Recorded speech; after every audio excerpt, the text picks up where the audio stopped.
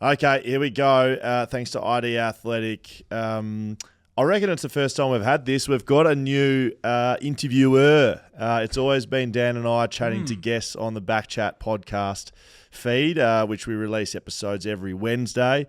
But when this opportunity came across the desk, I could not refuse, and seeing him in action has been super impressive. I am, of course, talking about the man sitting between us, Dan, Mark Foreman, joining us officially from this week. The Path to Paris is dropping its first episode on our feed on Wednesday, and we thought we'd better introduce you to everybody. Hello, mate. How are you? Hello, Scully. Yeah, no, I'm good. Thank you.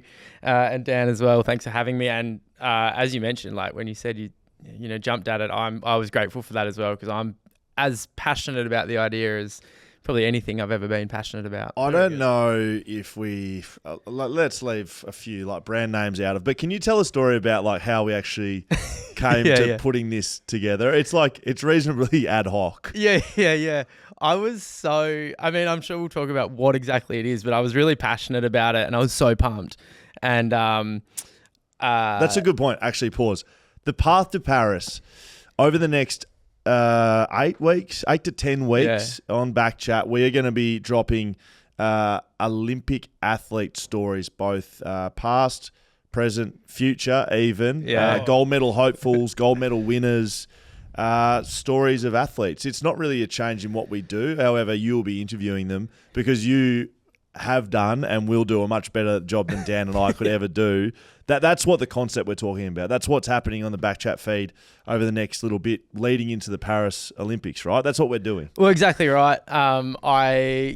You've nailed it in a nutshell. Last year, I was like, I knew that the Olympics were coming up, and I obviously listened to a fair bit of BackChat, but then also starting to hear, I think the best thing about podcasts is you get to hear more than just the superficial stuff. Yes. You get to go in depth. And I was like, with the Olympics coming up, and to be completely honest, there was one moment where I was like, there's something in this. I was working where we cross paths. That's 6PR. At 6PR. We're not at the ABC. You're allowed to. Yeah. Four and I've worked together at the ABC. We both have you? Good point. Yeah, it's been drummed into me from a young age. Just never mention brands. No, we were working together at 6PR. Adam Papalia, the great man, was away one night. Yeah, don't we all love Paps? Was away one night. So I hosted Wide World of Sports. I interviewed Nina Kennedy, and long story short, she got in. It was just after she won the gold medal in the World Championships. Wow. Yeah, and she spoke so passionately about.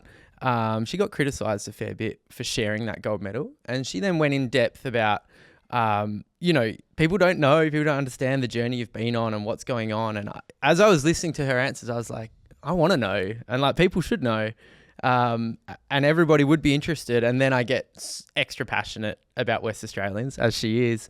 I wanted to speak, knowing that the Olympics were coming up. I wanted to speak to so many people, put together this big pitch and, threw it around the place. And you got poo-pooed. Basically, people said, nah, not happening. Yeah. And maybe I didn't present it as well as I could have. I'm not sure. But I remember mentioning it to you in passing. And I'll never forget it. I'm so grateful for this. You just go, that's great. Do you want to do it with me? And I was like, what? Like, don't we have to like go through all these things like to get funding or to tick this box or to tick that box? You just said, no, when can you start? I think it probably at most, and this is probably not even the case most of the time, at most there might be a text from Will to me saying, hey, we're doing this thing. I'm like, all right. That's probably the Dan's just found out actually today. The Path to Paris. You've got the next 10 weeks off. Yeah, there you go. No, and I was like, whoa. And because at the time I was like, it wasn't just an idea. I already had these people that I had reached out to, and I was like, I remember being like, I can start pretty soon. Like, it was cool. It was really great how it came about.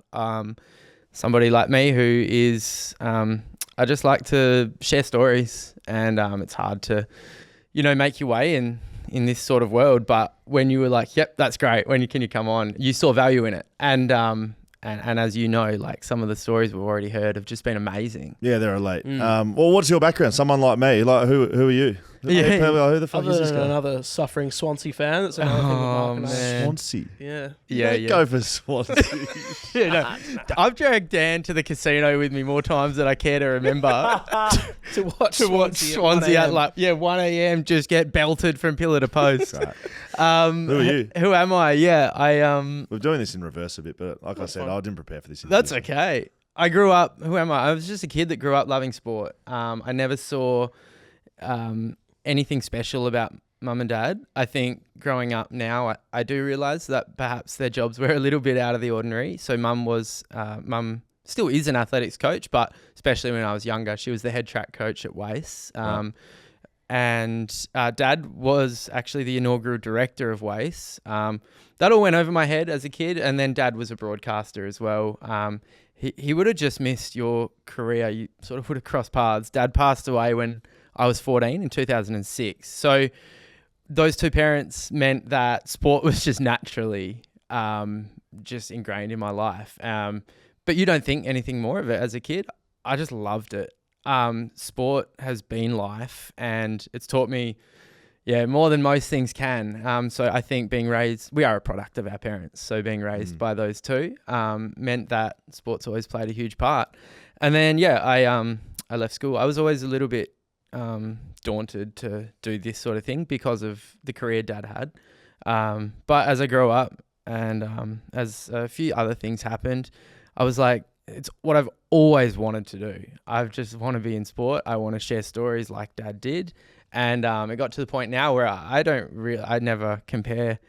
I don't think I'll ever be as good as dad. Nobody could be, but it doesn't bother me anymore. I'm like, I want to do this and I'm really enjoying it. So that's who I am and that's how I got here. Just for context as well, your dad is basically like Michael Jordan of broadcasting over here in WA. Wally Foreman. Across Australia, Wally Foreman. So, it's... Thank you, Yeah, he's a legend. Because I used to work at the ABC, and so, like, going into the studio, the Wally Foreman studio, the main studio every day, it's always a big deal. So, no, he's a legend. I'm sure I'd be very proud of you, mate. Absolutely. Thank you.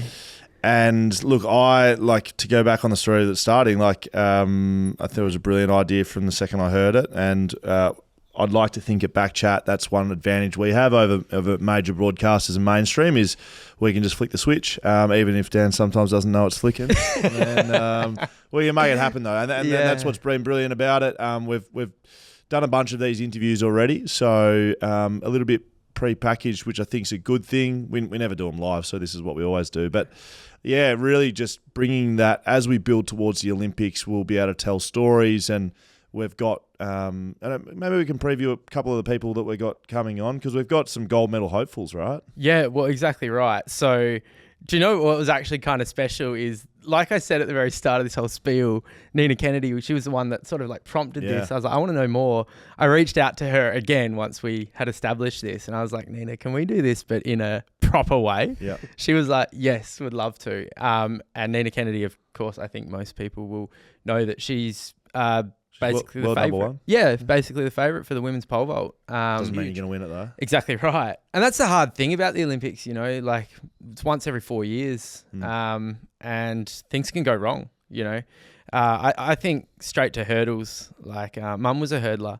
The thing she loved about it was that things could go wrong. You can hit the hurdle and that's it, You lose 2 seconds, you're not going to make it. So miss the start. Yeah, exactly. Yeah. Miss your turn as a swimmer. Yep. So like these 100-metre swimmers, that we've just seen in the trials, they're split between like 0.2 of a second across the whole field. Yeah. So that to me is like a stroke, a breath, it's crazy. A start, a turn, and they only have one turn. Like it's the amount that goes in 4 years, and so there's the Olympics, but they've got to qualify for the Olympics as well. So there's the trials you need to go to. Yeah. I'm a massive Olympic nuffy. I love it. And so I'm actually looking forward to hearing your chats. I get to chat to all these great people all the time on BackChat, but I don't often listen back to myself because I just like anyone, it's not great listening to yourself talk shit. Yeah. But yours, I haven't heard a couple of them. I've heard some, but I haven't heard a couple. So I'm actually looking to tune in as a fan to BackChat. Absolutely. It's going to be brilliant. Who have we got? Nina Kennedy. And then Curtis Marshall as well. Because he's a real chance at a medal in the pole vault. Yep. Now has gone through some tough times recently, hurt himself this year, but is still gunning for Paris, which is just awesome. So like it even adds that little bit extra. Iona Anderson, so she's very young, right? She's 18. Swimmer. Wow. Yeah. So I believe she'll be going. We're still waiting to hear confirmation, but she finished third in her trials, but met the time. Which and the girl ahead of her is likely to miss that event, which means she'll go in. So, like the thing I loved about Iona is that we get to hear an athlete at the very beginning of her career who's going to go to the damn that's Olympics. Like, that's crazy. She was in school last year. Wow. So that was wild. But, Anna Mears, who... Oh, Chef de Mission. Yes. Yeah. For some reason, I say Chef de Mon. Yeah. That's too French. Maman. She's one of the greatest, if not greatest ever cyclists the country's ever had. I think she is. I Yeah, think she's that's got pretty that safe title. to say. Yeah, and you can almost then go, she's one of the world's greatest cyclists. Like, and her battle, like, I remember in that interview, I'm an Olympics nuffy as well. Like, I heard, you heard me talk about my parents. I would always be up watching the Olympics. Her battles with Victoria Pendleton were wild. So she's a Great British cyclist. I was going to say Great Britain, right? Yeah. Yeah, and she's considered one of their... Is she knighted? I don't want to... Probably. They love to knight anyway. They hand that over there. I probably made a fool of myself there. No. But anyway, she was great. So their battle was amazing. But then hearing about like Anna's... It's all about the tribulations. The trials, right? Like, when things go wrong, like how do you bounce back? I think that's what I love about this is that we grow most as people when we're under duress, and these guys and girls have been under some serious duress. You've got some gymnasts coming up. We'll start the series Wednesday with Jamie Dwyer, gold medal Kookaburra. Yeah, hockey. So and broke the so Jamie Dwyer struck the golden goal in Athens. Australia had never won an Olympic gold medal. Wow. When did he hit it? In men's hockey. Yeah. Holy shit. So from a penalty corner. It was about to go to flicks, but you're allowed to play out the penalty corner. So the hooter had gone. Flicks, penalty shootout. Yeah. Jamie Dwyer was the one that was tasked with putting it in the back of the net. Is that right? Like, man. And your dad calls that. Yeah, that was really... Yeah, Dad called it. Yeah, that was really special. The commentary's elite. It's very good. It's actually in the intro music of the show. Yeah, I have heard that, which is amazing. Like, I mean... The athletes are always the story. So I don't. It's not about me and Dad, but that moment that was really special to be honest. Speaking to the guy that that hit the first.